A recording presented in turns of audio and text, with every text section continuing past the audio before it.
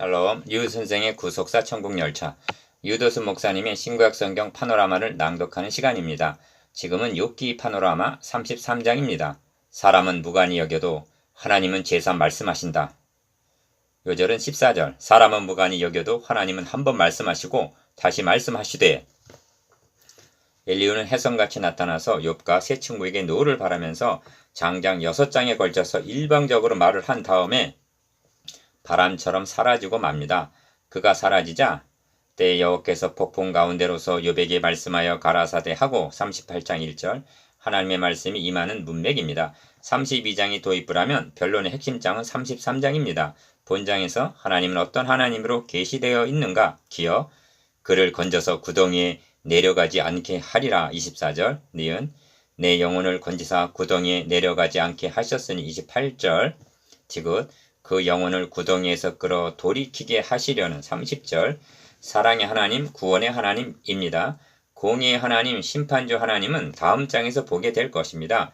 구원하시기 위해서 사람은 무관히 여겨도 무관심해도 하나님은 한 번 말씀하시고 다시 말씀하신다. 즉 고난에는 의미가 있다는 것입니다. 도표를 보시면 사람은 무관히 여겨도 하나님은 한 번 말씀하시고 다시 말씀하신다를 중심으로 1.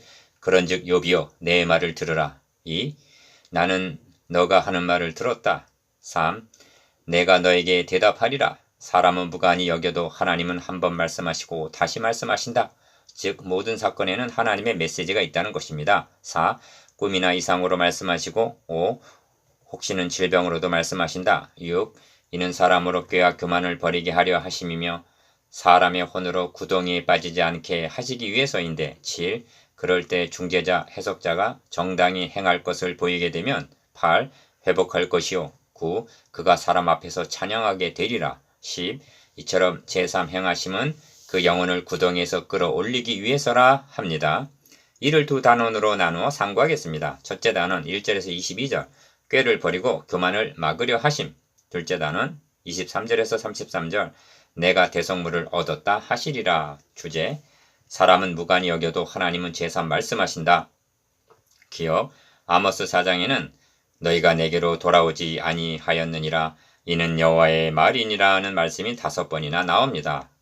또 내가 너희 모든 성읍에서 너희 일을 한가하게 하며 너희 각처에서 양식이 떨어지게 하였으나 너희가 내게로 돌아오지 아니하였느니라 이는 여호와의 말씀이니라.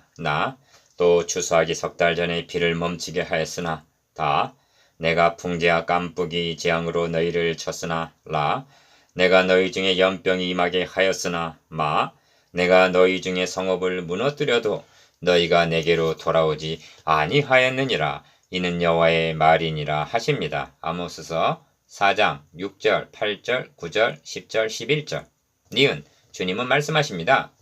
또 실로암에서 망대가 무너져 치어 죽은 18사람이 예루살렘에 거한 모든 사람보다 죄가 더 있는 줄 아느냐 너희에게 이르노니 아니라 너희도 만일 회개치 아니하면 다 이와 같이 망하리라.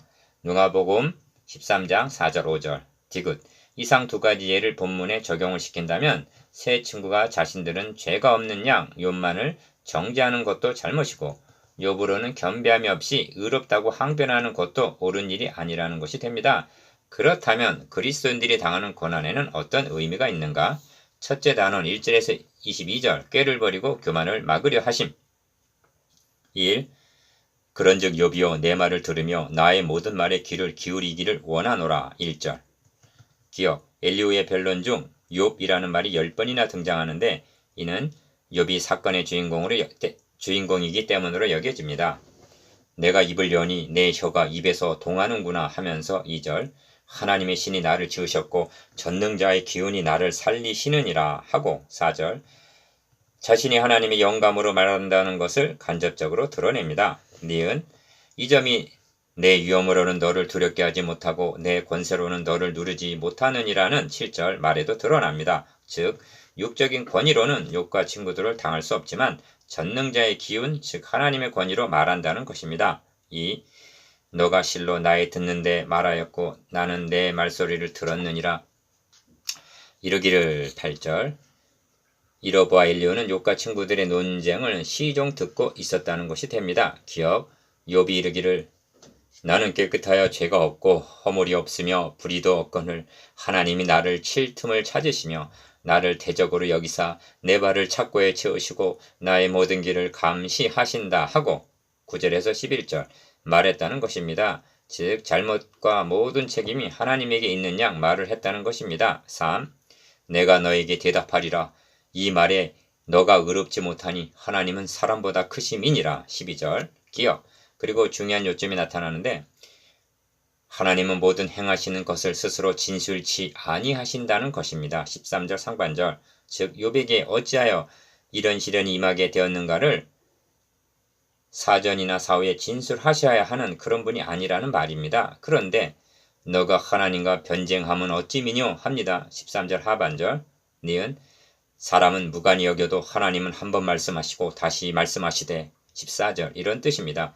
하나님은 귀에다 대고 말씀하시지 않으셔도 깨달을 만큼 여러 방법으로 말씀하신다는 것입니다. 다만 이를 깨닫지 못하는 것은 사람이 관심을 기울이지 않기 때문이라는 것입니다. 4. 사람이 침상에서 졸며 깊이 잠들 때나 꿈에나 밤의 이상 중에 사람의 귀를 여시고 인치듯 교훈하시기도 하고 16절 5. 혹시는 사람이 병상의 고통과 뼈가 늘 수심의 징계를 받나니 그의 마음은 식물을 싫어하고 그의 혼은 별미를 싫어하며 그의 살은 파리하여 보이지 아니하고 보이지 않던 뼈가 드러나서 그의 혼이 구덩이에 그의 생명이 멸하는 자에게 가까워지느니라. 19절에서 22절 즉 질병을 통해서도 말씀하신다는 것입니다. 6. 왜 이렇게 하시냐면 이는 사람으로 그 꾀를 버리게 하려 하심이라 사람에게 교만을 막으려 하심이라 합니다. 17절 기억 여기 인간 신앙생활에 있어서 암적인 두 가지 요소가 나타나는데 그것은 꾀와 교만입니다.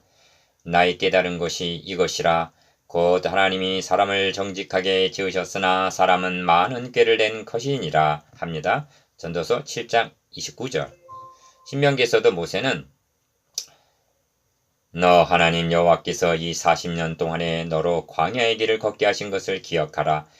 이는 너를 낮추시며 너를 시험하사 너의 마음이 어떠한지 그 명령을 지키는지 아니 지키는지 알려 하심이라 합니다. 신명기 8장 2절 니은 꾀와 교만은 거짓되고 사악한 데서 나오는 것입니다. 하나님께서 고난을 허용하시는 것은 꾀와 교만을 버리게 하여 사람의 혼으로 구덩이에 빠지지 않게 하시며 그 생명으로 칼에 멸망치 않게 하시기 위해서라는 것입니다. 18절 이 말씀이 3번이나 반복적으로 강조되어 있습니다.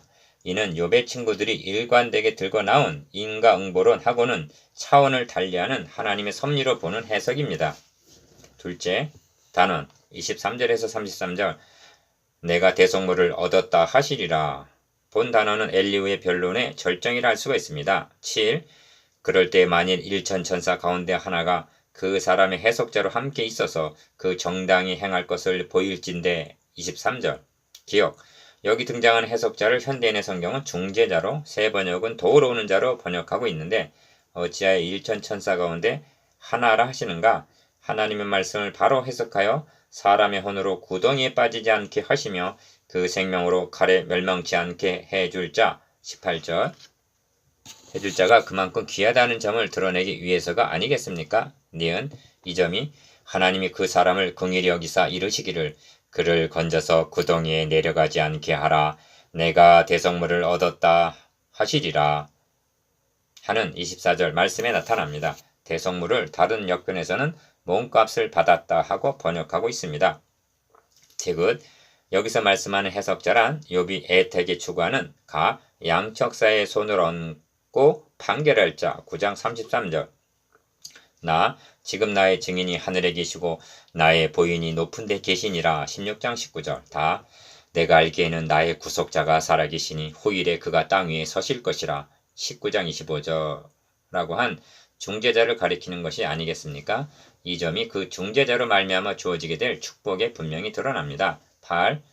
그런즉 그 살이 어린 아이보다 연하여져서 소년 때를 회복할 것이요 합니다. 25절 해석자와 대속물을 통해서 회복하게 될 축복을 가리킵니다. 기억, 소년 때를 회복할 것이요 한 말은 그가 소년같이 젊어진다는 뜻이 아닙니다. 하나님께서 예레미야 선지자에게 가서 예루살렘의 거민의 귀에 외쳐 말할지니라 여호와께서 이같이 말씀하시기를 너의 소년 때의 우위와 너 결혼할 때의 사랑 곧 씨 뿌리지 못하는 땅 광야에서 어떻게 나를 쫓았음을 내가 너를 위하여 기억하노라 한 예레미야서 2장 2절 첫 사랑의 시절을 가리키는 말씀입니다. 니은 욥은 29장 2절 3절에서 내가 이전 달과 하나님이 나를 보호하시던 날에 지내던 것 같이 되었으면 그때는 그의 등불이 내 머리에 비치었고 내가 그 강명을 힘입어 흑암에 행하였었느니라 하고 지난 날을 그리워하고 있는데 중재자에 의하여 예전과 같이 회복이 된다는 것입니다. 디귿 그는 하나님께 기도함으로 하나님의 은혜를 베푸사 그로 자기의 얼굴을 즐거이 보게 하시고 사람에게 그 의를 회복시키느니라 26절 하고 거듭 회복시키느니라 하는데 무엇이 회복된다는 것인가? 기도함으로 한 하나님과의 교제의 회복입니다. 은혜를 베푸사 한 은혜의 회복입니다. 그리하여 그로 자기 얼굴을 즐거이 보게 하시고 하고 말씀하는데 오직 너희 죄악이 너희와 너희 하나님 사이를 내었고 너희 죄가 그 얼굴을 가리워서 너희를 듣지 않으시게 함이니 한 이사야서 59장 2절 그러한 말씀을 생각해 보십시오. 하나님의 얼굴을 본다는 말씀은 회복의 절정을 가리킵니다. 그리하여 그 의를 회복시키느니라 하고 하나님과의 바른 관계 즉 주님께서 너희는 먼저 그의 나라와 그의 의를 구하라 하신 그 의를 회복시켜 주신다는 것입니다. 이 점이 엘리후가 세 친구와 다른 점입니다. 친구들은 욥을 율법적으로 정죄만 했을 뿐인데 엘리후는 중재자를 통한 회복, 즉 복음에 의한 치유를 말하고 있는 것입니다. 그 결과가 어떻게 나타나는가? 그가 사람 앞에서 노래하여 이르기를 내가 전에 범죄하여 시비를 바꾸었으나 내게 무익하였구나. 하나님이 내 영혼을 건지사 구덩이에 내려가지 않게 하셨으니 내 생명이 빛을 보겠구나 하리라 합니다. 27절 28절 기어 노래하여 이르기를 찬양하게 되리라 합니다. 니은 내가 전에 범죄하여 시비를 바꾸었으나 즉 나는 죄를 지어 옳은 일을 그르쳤으나 디귿 하나님이 내 영혼을 건지사 즉 하나님이 구원하여 주셔서 리을 구덩이에 내려가지 않게 하셨으니 내 생명이 빛을 보겠구나 하리라 즉 이렇게 은혜를 잊게 되었습니다 하고 사람들 앞에서 간증하게 되리라는 것입니다. 10. 하나님이 사람에게 이 모든 일을 제3 행하심은 29절 기억 하나님은 이 모든 일 즉 고난을 허용하시는 일을 제3 행하신다 하고 거듭 강조하고 있는데 왜 그렇게 하시는가? 이는 그 영혼을 구덩이에서 들이키고 생명의 빛으로 그에게 비추려 하심이니라 합니다. 30절 즉 사람으로 그 꾀를 버리게 하고 교만을 막으셔서 말입니다. 17절 니은 본장을 통해서 하시려는 중심적인 말씀이 무엇인가? 하나님이 내 영혼을 건지사 구덩이에 내려가지 않게 하셨으니 내 생명이 빛을 보겠구나 하는 말씀입니다. 이를 18절, 24절, 28절 세 번이나 반복적으로 강조하고 있습니다. 구덩이가 1차적으로는 무덤을 가리킨다 하여도 넓은 문맥으로 보면 음부 곧 지옥을 가리키는 것입니다. 이것이 어떻게 가능해지는가? 그러므로 핵심은 내가 대속물을 얻었다는 24절 대속에 있는 것입니다. 엘리후는 이 말을 하고 싶어서 내게 말이 가득하고 내 심령이 나를 강팍함이니라 보라 내 가슴은 봉한 포도주 같고 새 가죽 부대가 터지게 됨 같구나 내가 말을 발하여야 시원할 것이라 내 입을 열어 대답하리라 한 것입니다. 32장 18절에서 20절 여러분의 복음에 대한 열정도 그러합니까? 11 묵상해 보겠습니다. 기억 사람은 무관히 여겨도 하나님은 제3 말씀하신다는 의미에 대해서 니은 고난을 허용하시는 목적이 무엇인가에 대해서 디귿 구덩이에 내려가지 않게 되었다는 것과 대속물에 대해서